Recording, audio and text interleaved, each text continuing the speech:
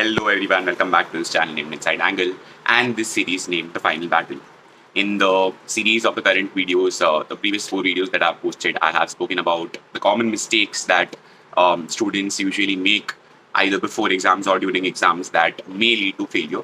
And the key to passing is actually ensuring that you all avoid these mistakes. So while in the previous 4 videos, I have already covered more than a couple of mistakes. That is, one being lack of writing practice and not being able to complete the paper. Second being trying to replicate or simulate the exam environment before the exams itself. Now, one more mistake that I want to cover in this video is actually around presentation.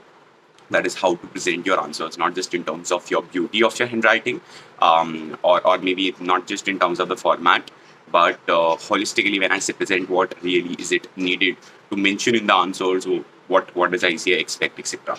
So you would have heard a lot of people saying, let's say, I'm not very sure as to how does ICA expect us to present answers. Are we supposed to replicate what is given in the module? A lot of people also say that while my answer matched with ICAI solution, I was not awarded marks, etc. While anomalies may be true, really addressing the bigger picture over here, this is a question for everyone. A lot of people ask if I am supposed to do or present my answer exactly the way ICAI has done, or is it fine if I use my own methodology? A lot of people also ask me as to what should be the length of the answer for a 3-marker versus a 5-marker, let's say in audit versus law, so on and so forth. So trying to cover all of these questions over here and also trying to point out what is the mistakes that people make. Basically, I'll just bifurcate it into 2 parts. One is practical subjects and one is theory subjects. So long as practical subjects is concerned, specifically subjects like SFM and FR, a lot of people ask if it is fine if I don't really replicate ICAI's solution in terms of the format. My quick answer to this is, see, it is totally fine so long as your solution makes sense to the examiner, the one who is checking your paper. If it is, let's say, slightly different in presentation but ultimately conveys the same thing, ideally you should be awarded marks. But the point I'm trying to make is, if let's say your format and ICAI, you are comfortable with your format as well as ICAI's format as well, right? Might as well go by the ICAI format, unless you feel it will take a lot of time to you. Why not go with the ICAI format? Because that probably will ease the life of the examiner as well, because that's the same thing that will be given in the model or the sample answers that the examiner will have.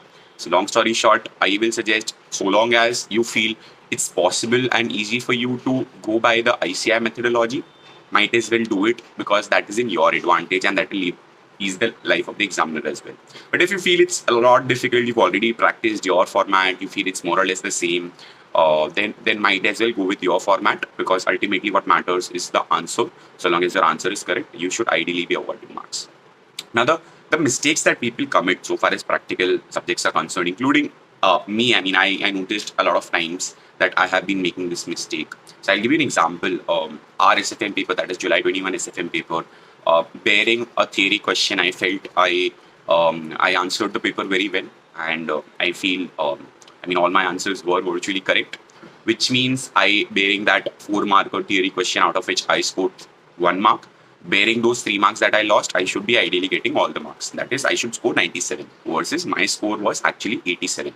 Now, when I saw the answer sheet, I was not really complaining, because I noticed in terms of the difference in presentation. Now, here is where it was not a difference in presentation, but few important pointers that we miss out mentioning. Now, I don't have a ready example to mention. Probably I've shared my SFM answer copy in the Telegram group, for which the link is there in the description. You can go have a look. But my point is, a lot of times what happens, आपने solution लिख दिया, शायद final answer आ रहा है, but कहीं ना कहीं हो सकता है key steps missing हो. कहीं पे मैंने interest calculation for example required था, but मैंने directly final answer का calculation कर दिया, which is let's say interest plus principal. Just giving a normal example. But interest calculation was a separate question which was supposed to be answered. So by missing this step, while the final answer may not change, because this was a required step which I did not probably do, I might lose out on the marks over there. This is a very simple example. So ऐसी काफी सारी mistakes हो जाती है हमसे जो ICAI के solution में दी हो, but versus we did not replicate. Now what happens is, ये सबसे ज्यादा क्यों होता है, and this is the mistake I'm talking about. So all attention here.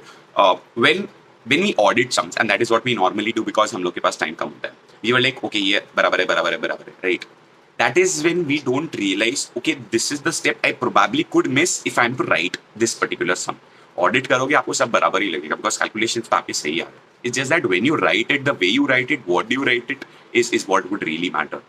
So now what to do about this? So this is a very common mistake I've really noticed, okay, because we audit sums and don't really sit and calculate them. This is a very common mistake that we make. Okay, either we skip steps or really miss out mentioning important assumptions or so on and remarks, notes, so on and so forth. तो हमको लगेगा अरे मेरे को marks क्यों नहीं मिले? This is because you've not mentioned an assumption or a note or missed a step. Now, what could you do about it? A simple method is, now while you do your last revision and last, let's say 15, 20, 25 days, whatever you have, it is good to at least, obviously not all sums, but at least the A category sums or the longer sums or the sums wherein you feel you are lesser confident, might as well sit and write them. Now, when I say write them, I'm not saying ऐसा proper exam जैसा लिखो. आप वैसे लिखोगे तो भी चलेगा, but शायद time ज़्यादा जाए. It's just that sit with a pen and paper and at least jot down, do some doodling, do some scribbling.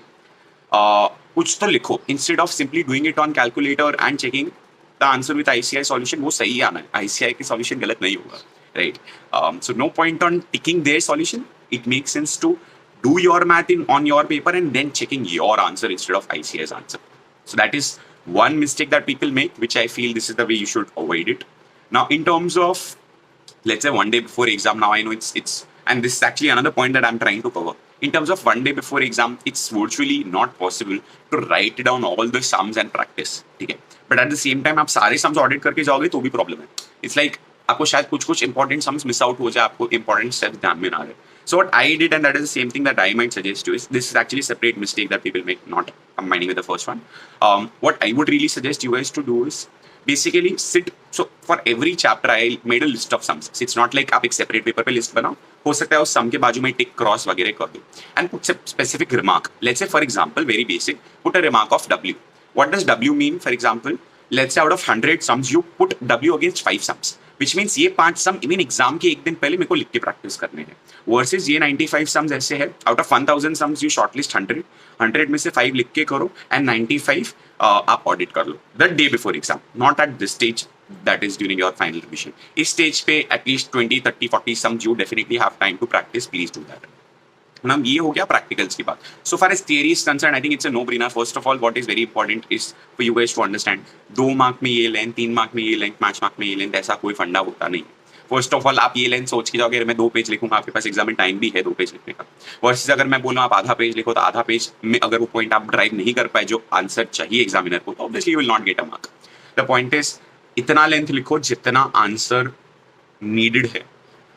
How much ever, so at times you might have to write, let's say, a longer answer for a 2 marker versus for a 5 marker, only because that needed a longer answer is the point I'm trying to make. Now यहाँ पे क्या होता है, specifically for theory papers it happens, हम लोग की writing practice कम होती है, तो we don't really know how to write answers. So we might really, again same thing over here, key steps. Now यहाँ पे steps नहीं होगा, but key points you might miss out. Maybe flow में कुछ गलती हो गई. So यहाँ पे an ideal approach to solve this problem, and for example even audit जैसे सब्जेक्ट्स में यू विल बी लाइक, अरे ये क्वेश्चन कौन से ऐसे का है मेरे को समझ में नहीं आता. पढ़ते टाइम तो ऑब्वियसली आप क्वेश्चन और आंसर साथ में पढ़ रहे हो, तो यू डोंट फील कि अरे एग्जाम में क्वेश्चन आएगा तो मेरे को आंसर नहीं आ पाएगा. सो इसका एक सॉल्यूशन ये है, may be you sit and right a paper audit का. फॉर एग्जाम्पल ऑडिट का पेपर लो एंड होपफुली कोई प्रीवियस एग्जामिनेशन का, लेट्स से December 21 और May 22 का पेपर लेके बैठो. Write down the paper in an exam environment, 3 घंटे का एग्जाम एनवायरमेंट में पेपर लिख दो. And after you've written the paper, first of all you figure out time ज़्यादा लग रहा है, कम लग रहा है, कहाँ पे आप गलती कर रहे हो, कहाँ पे नहीं कर रहे हो, कौन सा क्वेश्चन में आप कंफ्यूज हो गए, अरे ये 700 ऐसे 700 का था या फिर ऐसे 710 का था, so on and so forth. So ये वाली जो गलतियाँ हैं, you'll figure out, okay, this is where I'm going wrong and this is where I need to focus. Number 1. Number 2 is, once you've written the paper, compare it with the model answers of ICI, that is the suggested answers. You will realize what is exactly the difference between ICI's answers and your answers. What is it that ICI sought versus what is it that you presented. आप जब खुद का paper check करोगे आपको पता चलेगा, okay मैं ये गलतियां कर रहा हूँ, and then you make sure आप ये गलती एग्जाम में ना करो. And second and the most important point is, there is something called as examiner's comments, which is there on BOS website. If you look for it, you'll find. For all the previous exams, just as we have suggested answers, we also have examiner's comments. For example होता ये है कि let's say कोई ऐसे का question है, ठीक है, someone mistakenly understood as, for example just random example I am giving कि ये रिस्क का क्वेश्चन था, बट किसी ने ऑडिट रिपोर्ट का क्वेश्चन समझ के उसको रादर आंसर कर दिया. सो यहाँ पे एग्जामिनर्स कमेंट्स में फ्रीक्वेंटली कमिटेड मिस्टेक्स की जो होती है स्टूडेंट्स की, दे मेंशन देम. एंड काफी बार ये भी रहता है कि okay students misunderstood the question, students probably did not answer what was required, सिर्फ आधा ही आंसर लिखा, आधा नहीं लिखा. सो आप जब ये एग्जामिनर्स कमेंट्स जाके पढ़ोगे and you compare it with your paper as well, you'll realize a lot of mistakes even you have committed. So I will suggest write an exam paper of any previous ICA exam, see where you are going wrong, where you are getting confused, कहाँ पे time ज्यादा लग रहा है, कहाँ पे कम लग रहा है, कितना लिखना है नहीं लिखना है. मैं आपको बोल दूंगा 2 मार्क पे इतना लिखना है, उससे आपको नहीं पता चलेगा unless you sit and write on your own. Once you've written this and compared with the suggested answers, read the examiner's comments, you will really understand what ICA is actually expecting from you in the exams, from you in the exam paper. What is the examiner expecting you from you in the exam paper?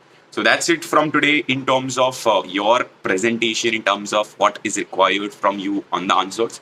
I think hope this was helpful, and do see the examiner's comments. Do write and practice sums for practical subjects like I told you. Do share this video with your friends because I'm sure this will be a good last minute advice for all your friends who will be appearing in the forthcoming exams. And stay tuned for more such videos. Do subscribe to this channel for more such videos. Thanks a lot. All the